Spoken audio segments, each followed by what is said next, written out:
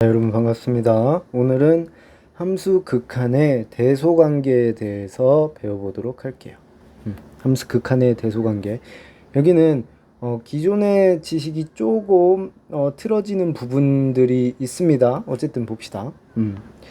예를 들어서 fx라는 녀석과 gx라는 녀석의 크기 관계가 있다고 해볼게요. 이렇게 예를 들어서 알파라는 지점이 있는데 이 알파라는 지점에서 지점 근처에서 f가 이렇게 생겼고 g가 이렇게 생겼다고 해봅시다. 그러면 보면 알겠지만 이 알파 근처에서 충분히 근처에서 가까이에서 보면 항상 gx가 fx보다 크거나 같죠. 크거나 같죠. 요런 경우 사실 극한 같은 경우는 어떻게 되냐,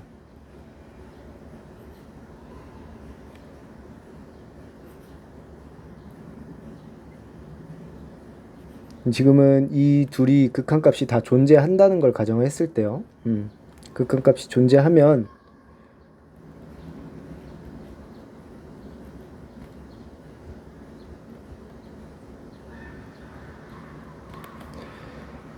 요게 크기 관계가 성립하는 게 당연하겠죠. 크기 관계 성립하는 게 당연합니다. 근데 우리 지금 극한을 얘기하고 있잖아요. 극한은 중요한 게 뭐다? 그 지점에서가 중요한 게 아니라 그 지점의 충분히 근처들에서만 중요하다고 했어요. 그쵸? 그러면 여기서 좀 생각을 해봐야 될 점은 뭐냐? 예를 들어서 fx랑 gx가 이렇게 돼 있다. 그러면 무조건 리미트 fx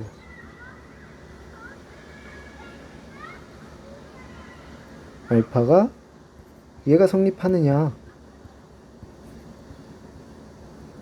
이거는 아니라는 겁니다.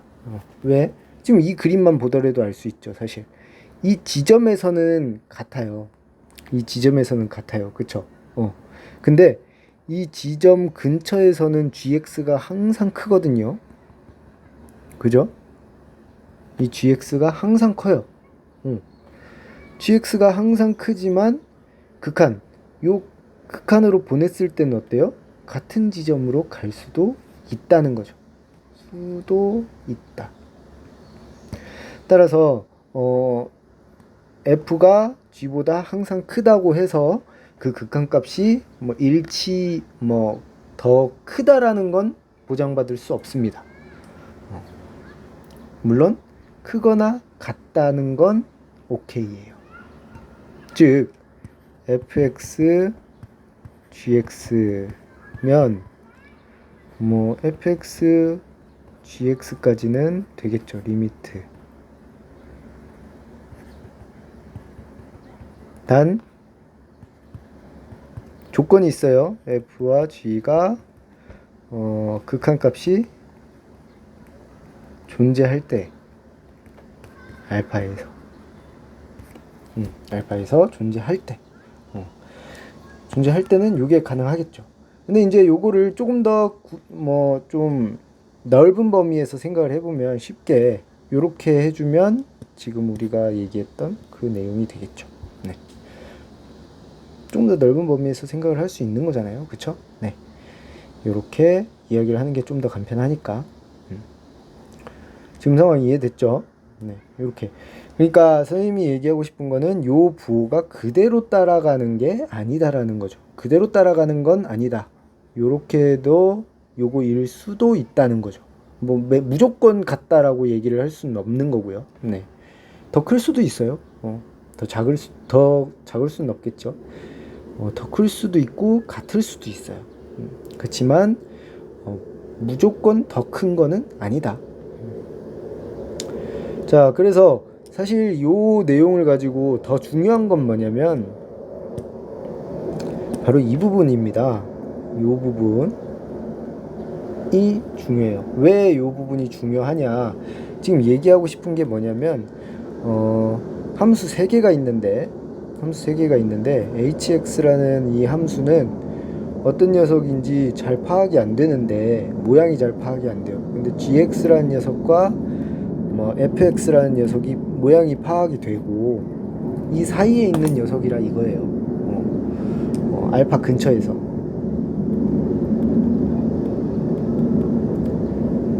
알파 근처에서 모두 이게 성립한다면 그러면 리미트 그리고 한 가지 더 조건이 있습니다. 여기 성립을 하고 두 번째 리미트 x를 알파로 보내고 fx 이꼴 리미트 x를 알파로 보내고 gx 이꼴 뭐 베타다 이런 얘기를 하면 이 둘이 극한값이 같다. 그러면 가운데 끼인 얘는 어떻게 된다? 얘도 당연히 베타가 되겠죠. 그러니까 그래프가 어떻게 생겼는지 몰라요. 근데 뭐 이런 식으로 해봅시다. 뭐 이렇게 생겼어. 근데 요 지점에서 얘가 지금 F고 얘가 G고 얘가 H라고 합시다. 사이에 있잖아. 이 근처에서 딱 사이에 있어요. 그리고 F랑 G가 어떻게 보면 샌드위치 정리라고도 하거든요. 샌드위치처럼 끼인 거야. 근데 이 위에 있는 애랑 아래에 있는 애가 똑같은 애야. 그럼 당연히 가운데 끼인 애들도 똑같을 수밖에 없겠죠. 극한값이. 예. 그 내용입니다. 그래서 이걸 이용해서 문제를 해결하는 경우들이 꽤 많습니다. 예시 문제를 한번 볼까요? 이런 상황이 있을 수 있죠. 이렇게 어떤 함수의 극한값을 구하려고 해봤는데 얘가 극한값을 구하기가 좀 어려워요. 그래서 내가 그 크기 관계를 좀 따져봤더니 얘보다는 작거나 같고 얘보다는 크거나 같아요. 그랬을 때 극한값 1을 구하려면 여기 1 대입해보면 대입이라기보다 얘의 극한값을 구한 거죠. 이 함수에. 그러면 마이너스 2 여기도 극한값을 구하면 마이너스 1 플러스 2 마이너스 3이니까 마이너스 2네요. 그쵸? 좌와 우가 즉 더 작은 것도 마이너스 2로 가고 더 큰 것도 마이너스 2로 가요. 그러면 리미트 x1은 가운데 끼인 이 fx는 어디로 가야 된다? 마이너스 2로 갈 수밖에 없다는 거죠. 네. 요거를 이용해서 사실은 뭐 어떤 f의 조건만 딱 주고 그 다음에 극한값 구해라 했는데 이 조건만 가지고 구체적으로 뭔가 구할 수 없을 때 더 작은 것과 더 큰 것을 해봤는데 얘네가 한 곳으로 간다면 얘는 무조건 그곳으로 갈 수밖에 없다. 요렇게 논리 전개를 하는 경우들도 있습니다. 어떤 내용인지 다시 한번 살펴보시고 여러분들이 문제 한번 풀어보시기 바랍니다.